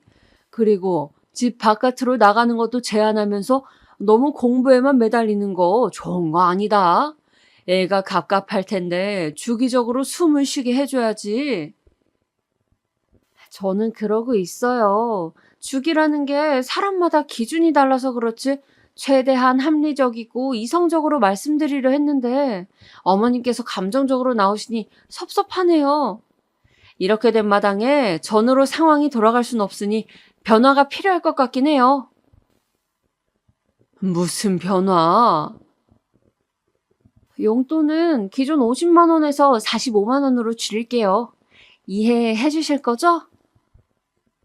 머릿속 피가 거꾸로 솟을 듯 말문이 막히더군요. 아무 말 못하는 제 모습을 보더니 시간이 늦었으니 이만 어서 집으로 돌아가라고 말합디다. 어떻게 사람이 그럴 수 있나요? 제가 가정부도 아니고 선생도 아니고 저렇게 많은 일을 떠안기고선 자기 마음에 안 든다고 돈을 깎느니 마느니 액수가 문제가 아니라 저를 아랫사람 보듯이 깔보는 태도에 기가 막혔어요. 더 화가 나는 건 제가 그 자리에서 이렇게 말하지 못한 게 스스로도 천치처럼 느껴진다는 거예요. 나이를 허투루 먹었다는 생각에 마음이 아려서 그날은 아들 동네에 있는 놀이터에서 한참을 앉아있다 왔어요. 제가 연락이 안 되자 딸아이가 찾으러 왔더라고요. 무슨 일 있냐고 물었지만 대답을 할 수가 없었습니다. 그날은 딸아이 손을 잡고 집까지 걸어왔던 것 같아요. 다음날 며느리에게 전화해서 이제 그만 가겠다고 일렀습니다. 며느리는 이미 자기가 출근했는데 어떻게 이제 와서 그러냐며 노발대발 하더군요. 휴대폰에서 나는 큰 소리가 머리 아파서 그냥 끊어버렸습니다. 그리고서 아들에게도 전화하여 똑같이 말했습니다. 그만두겠다고. 그러니 가정부든 과외 선생이든 고용해서 다은이 부족함 없이 잘 키우라고. 그랬더니 아들이 하는 말도 가관이더군요. 엄마도 힘든 거 아는데 이렇게 갑자기 그만두면 어떡해? 지금 내 상황에서 어떻게 사람을 고용해서 써? 최소한 어느 정도 시간은 줘야지. 다은 엄마도 일 시작한 거 알잖아. 엄마만 편히 쉬겠다고 너무 이기적인 선택하는 거 아니야? 사람? 그럼 난 사람도 아니니? 나는 네가 언제고 값싸게 갖다 쓸 수 있는 물건이란 거야? 그런 말 아니잖아, 엄마. 나랑 애엄마랑 우리 다은이 생각해서 한 번만 더. 그만해라. 너랑 며느리는 내 생각 요만큼도 안 하는데 내가 왜 너희 생각을 해야 하니? 이만 나중에 통화하자. 여태껏 나를 이해하고 위해준다 생각했던 아들도 결국 자기 가정만 생각하는 이기적인 아비이고 남편이더라고요. 아무리 그래도 내 아들인데 싶다가도 마음 약해지고 싶지 않아서 그 이후로 따로 연락하지 않았습니다. 그런데 아들 내외도 연락이 없더라고요. 내가 선택한 일이지만 마음 아팠어요. 하지만 이 또한 그러려니 했습니다. 당장은 내 마음은 생각하고 존중하자 하면서 그 후로 제 상태가 걱정됐는지 둘째 딸아이가 집으로 자주 찾아오곤 했어요. 제 갱년기 증후군이 너무 심해 보인다며 한약이나 각종 약들을 보내더라고요.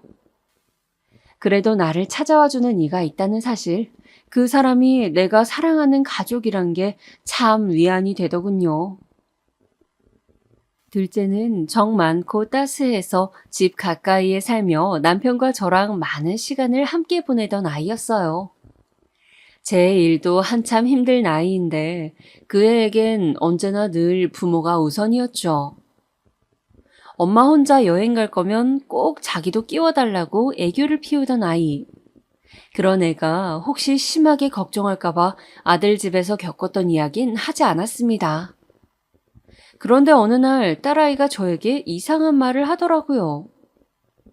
딸은 아들 내외랑도 스스럼 없이 가깝게 지내는 사이였거든요. 그도 그럴 게 며느리와 딸아이는 또래에다 방송 작가로 일하고 있는 딸이 같은 직종에 있는 사람이라 반갑다면서 며느리가 많이 챙겼어요. 우스갯소리로 자기도 같이 일할 수 없겠냐면서요. 그래서 결혼 직전에 셋이 자주 만났었다고 하더라고요. 후에 며느리의 깐깐하고 시혜적인 성격이 자신과 맞지 않다며 딸은 거리를 두는 것 같았지만요. 그런데 알고 보니 딸이 그 며느리와 함께 동업한다던 동료와 가까운 친구 사이더라고요. 이번에 SNS를 살펴보다가 동료와 며느리가 함께 찍은 사진을 보고 딸이 놀라서 연락을 했대요. 자기 새언니랑 같이 일하는 거냐고 물으니 그렇다대요. 무슨 일을 하냐고 아무 생각 없이 물어봤더니 그 동료가 말하길 블로그 알바와 댓글을 다는 작업이라고 하더군요. 정말로 제 생각과는 전혀 다른 일이었어요. 분명 작가 일을 한다고 들어서 전 작품을 쓰는 건 줄 알았거든요. 글은 글이지만 설마 인터넷에 돌아다니는 그런 글일 줄이야. 찝찝했지만 그 이상 더 깊이 들어가면 며느리의 사생활이니까 묻지는 않았습니다. 그런데 다음날 저녁에 딸이 또다시 뭔가 이상하다면서 자기 메신저 대화를 보여주더라고요. 그런데 우린 출퇴근할 필요 없이 언제든 재택으로 가능한 일이야. 그래서 매일 집에서 작업하는데 그게 너무 좋아. 지금 내가 같이 일하는 분도 딸을 기르면서 하고 있대. 대단하지? 딸아이도 며느리가 새로 일을 구해서 작업실로 출퇴근한다는 건 저에게 들어 알고 있었는데 뜻밖의 이야기를 듣자 당황하고 있었어요. 물론 저도 당황했지만 화가 먼저 나더라고요. 그럼 나한테 거짓말한 건지 어디서 뭘 하는 건지 낱낱이 듣고 싶더라고요. 당장 딸아이와 함께 며느리 집으로 찾아갔죠. 과외를 그만둔 손녀는 저녁 때마다 근처 동네 친구 집으로 놀러 간다 해서 그런지 보이지 않았고 차라리 다행이라 생각했어요.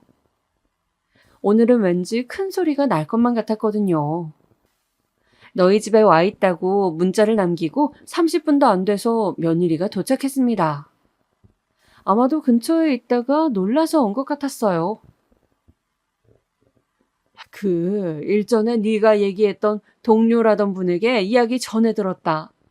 재택으로 하는 일이라며.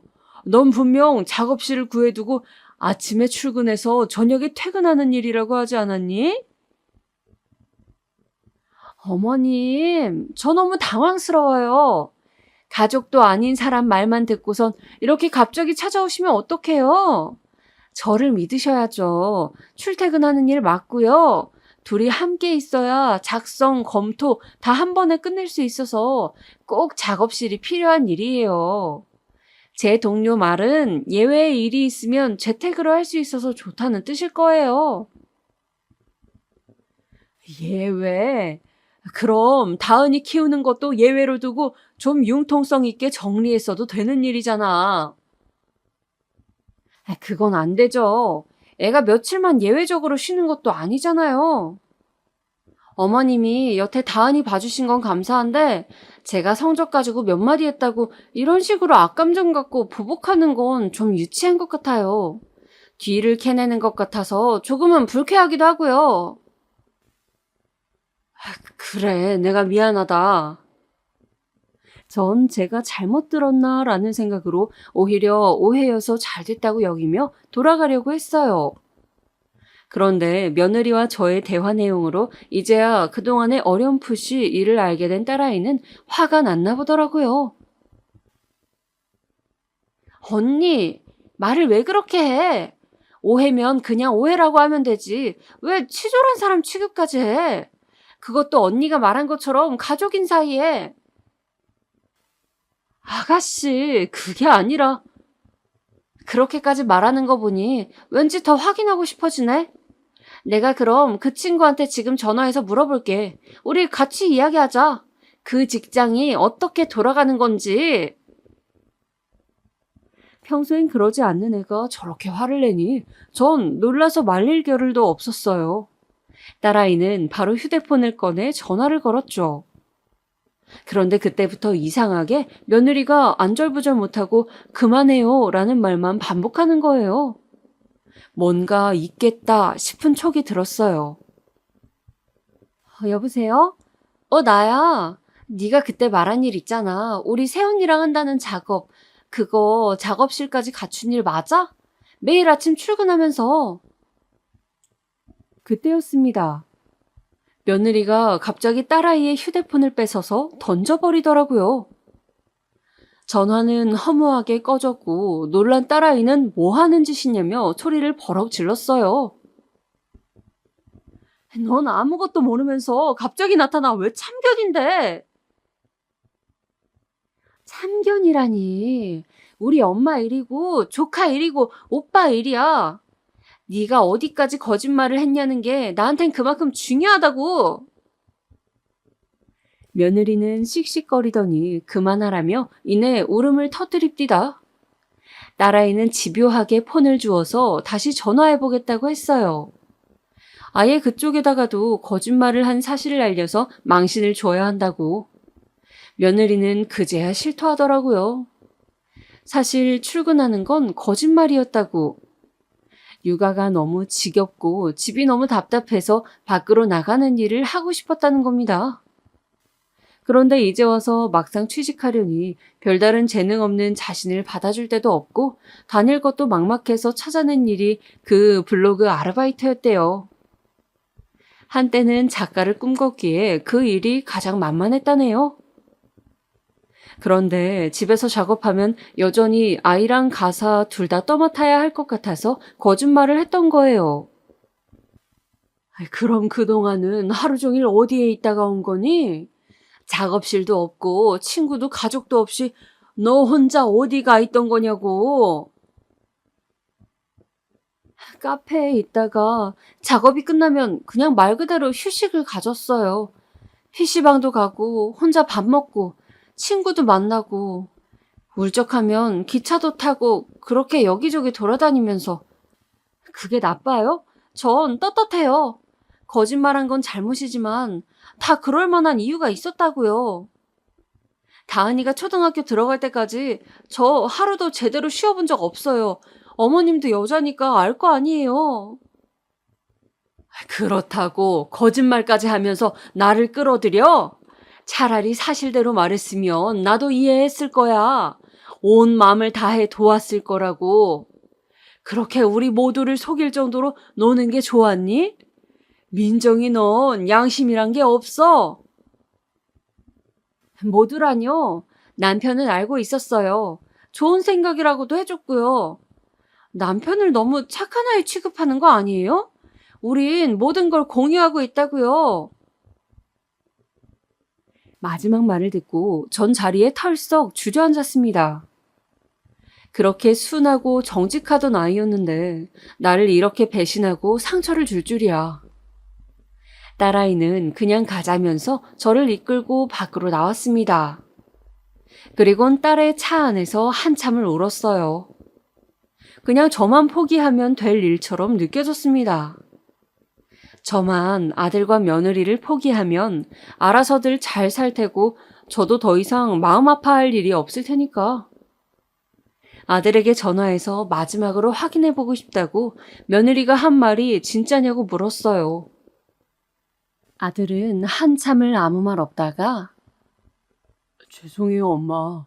그렇지만 엄마와 아내 사이에서 갈등이 없게 만드는 게 내 일이라 생각했고 아내가 말한 계획이 모두가 평화로운 방법이라 생각했어.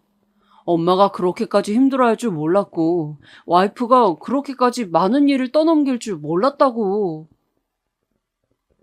그럼 그렇게까지 할 줄은 몰랐을 때 그 모든 일을 알았을 땐 엄마에게 사실대로 말할 수 있었잖아.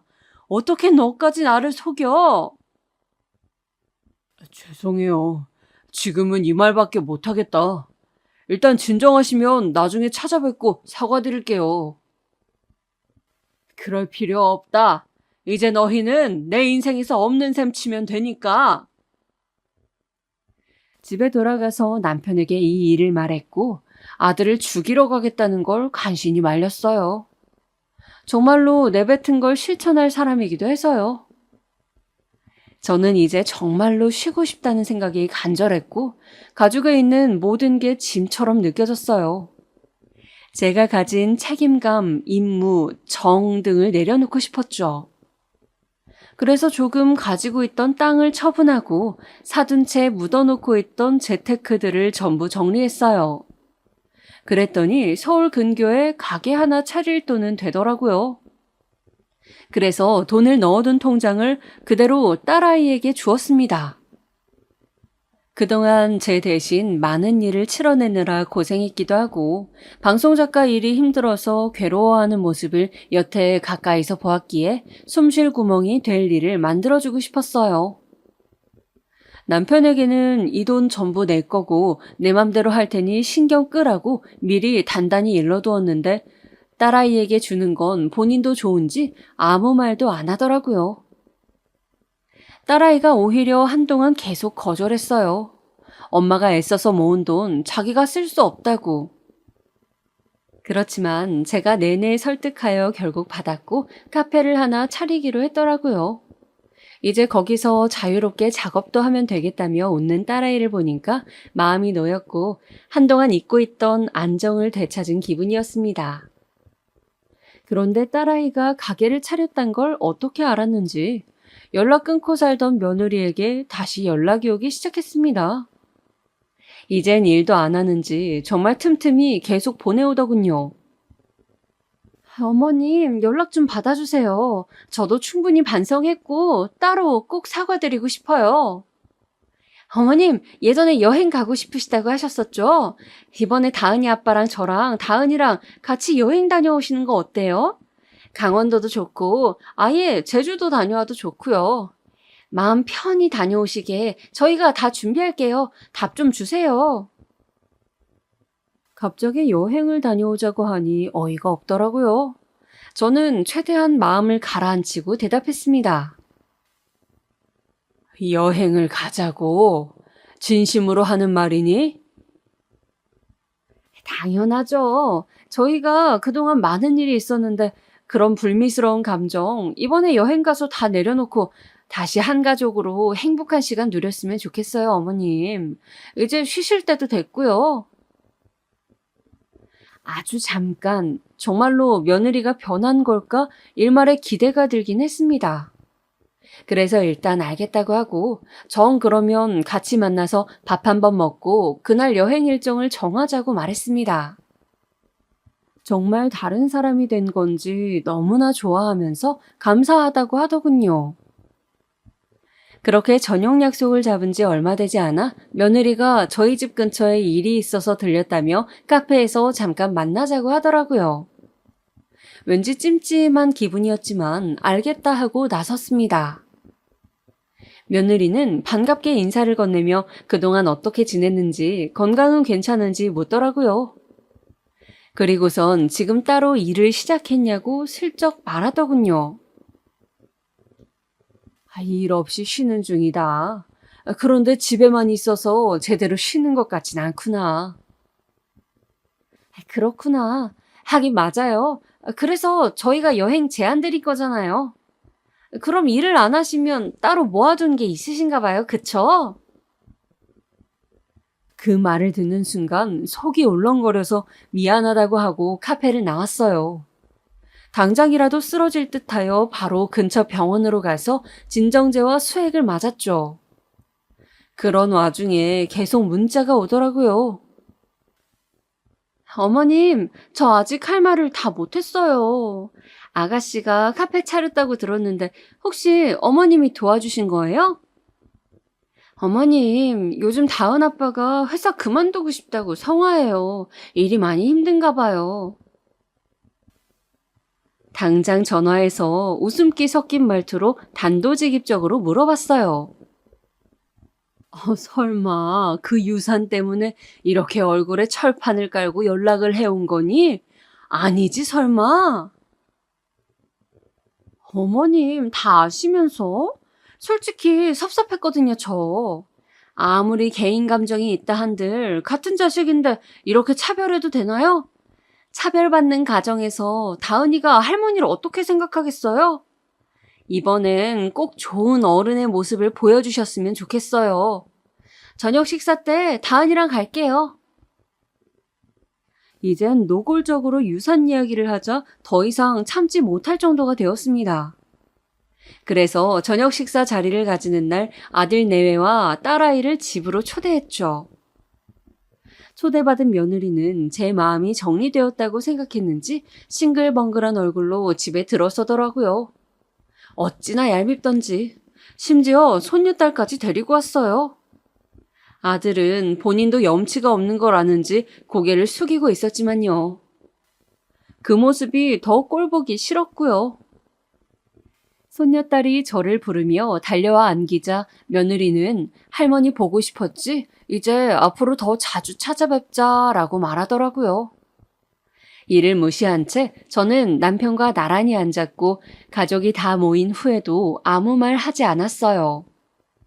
정막을 깨고 며느리가 먼저 말을 꺼냈습니다.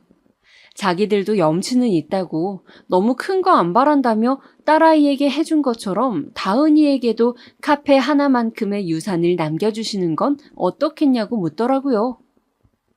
그러자 듣고 있던 남편이 그게 무슨 염치냐며 지금 당장 호적에서 파고 싶은 걸 참고 있으니 입 다물라고 소리쳤습니다. 저는 딸아이에게 손녀를 데리고 방 안으로 들어가 있으라고 했고요. 그리고 녹음기를 켜두고서 며느리의 눈을 똑바로 바라본 채 이야기했어요. 아들 내외에겐 단 한 푼도 주지 않을 것이며 남편과 내가 이 세상을 떠나면 그건 전부 딸아이의 몫으로 돌아갈 거라고. 여기에 사실 제가 몰래 아들 내외에게 해주기로 했던 사업 자금까지 없던 일로 하자고 말했어요. 제가 그동안 가게에서 10년 동안 일하며 모은 돈이었거든요. 남편 몰래 아들의 사업을 도와주기로 했었는데 이젠 안 되겠다고 못 박아두었습니다. 딸아이 목도 반절 있었지만 아예 전부를 딸아이에게 주기로 하고요. 그리고선 아들을 다시 바라보며 혹여나 이혼이라도 한다면 그땐 다시 생각해보겠다고 했습니다. 둘 다 평생 보고 싶지 않지만 그래도 한 사람이나마 사람다운 모습을 보여주면 조금이나마 희망을 볼 것 같다고 덧붙이면서 며느리는 자기를 망신 주려고 부른 거냐며 저에게 노망이 났다느니 치매가 왔다느니 드디어 본색을 드러내고 막말을 퍼붓더군요. 전 그저 손녀가 이걸 들을까봐 겁이 났던 것밖에 없었어요. 그리고선 며느리의 뺨을 때리려 하던 남편을 막아섰죠. 혹여나 전치 몇 주를 들먹이며 합의를 요구하는 일은 없어야 하니까. 아들은 죄송하다며 눈물을 흘리고 무릎을 꿇었어요. 그러자 남편이 아들을 때리기 시작했고 이번엔 말리지 않았습니다. 어서 나가라고 소리치자 아들이 며느리를 끌고 나갔어요. 안 나가려고 아득바득 버티던 며느리의 모습을 다시금 떠올리니 어이가 없어서 웃음이 나다가도 착잡해지네요. 그래도 할 말을 다 하고 모든 걸 빼앗았다고 생각하니 어찌나 속이 후련하던지 그동안 응어리졌던 것들이 싹 내려가는 느낌이었어요. 아들 내외를 내보낸 후 놀랐을 손녀를 달래면서 집으로 돌아가겠냐고 물으니 싫다고 하더군요. 그래서 저녁 먹인 후에 저희 집에서 재웠죠. 다음날 아들에게 다은이가 우리 집에 있길 바란다고 한동안은 여기서 보살피겠다고 했어요. 아들은 자기가 와이프에게 단단히 말해두겠다며 고맙다는 말과 함께 전화를 끊었습니다. 비록 그 후로도 계속 며느리에게 수많은 부재중 전화와 문자가 와 있었지만요. 납치로 신고하겠다나 물론 어림도 없는 일이었죠. 그 일이 있은 지 벌써 6개월이 지났네요. 저는 이제 곧 남편, 딸아이와 제주도 여행을 준비하고 있어요. 남편과 딸은 각자의 일이 바빠서 일주일 정도만 머물다 돌아가기로 했고 저는 한 달 정도 더 머물 생각이에요. 바다와 산을 오가면서 그동안 하지 못했던 생각들과 고민들, 행복한 기억들을 차근차근 되짚어보면서 저만의 시간을 갖고 싶어서요. 저에게 삶의 여유를 주고 기다려주는 가족이 있어서 이번 여행은 분명 아주 행복한 추억이 될 것 같아요. 아들과 며느리는 그 후 갈라섰어요. 딸아이가 전하길 아들이 많이 힘들었는지 먼저 이혼하자고 했다더군요. 며느리는 죽어도 안 된다고 우겼지만 결국 그렇게 됐나 보네요. 손녀는 아들 쪽에서 키우기로 했고요. 아들은 그 뒤로 종종 전화를 해왔지만 저는 당장 아들을 마주할 자신이 없었습니다. 그래서 아직까지 연락을 피하고 있어요. 당장은 아니더라도 제가 정말 내킬 때 마음이 닿을 때가 온다면 그때 아들을 만나보려고요. 하지만 상처가 깊었던 그때의 기억 때문에 얼마가 걸릴지는 모르겠네요. 여러분도 어느 때건 얼만큼 나이를 먹었건 간에 쉼이 필요하다면 무작정 여행을 가세요. 진정한 어른이 되는 건 어렵지만 우리는 각자의 고민과 사연으로 어른의 책임감만큼 너무나 빠르게 나이가 들어가고 있잖아요. 당장의 휴식을 미뤄둔다면 잡념은 쌓이고 몸은 더 무거워져 갑니다. 저도 이번 여행에서 많은 것들을 버리고 올 수 있었으면 좋겠네요. 그럼 긴 글 읽어주셔서 감사합니다.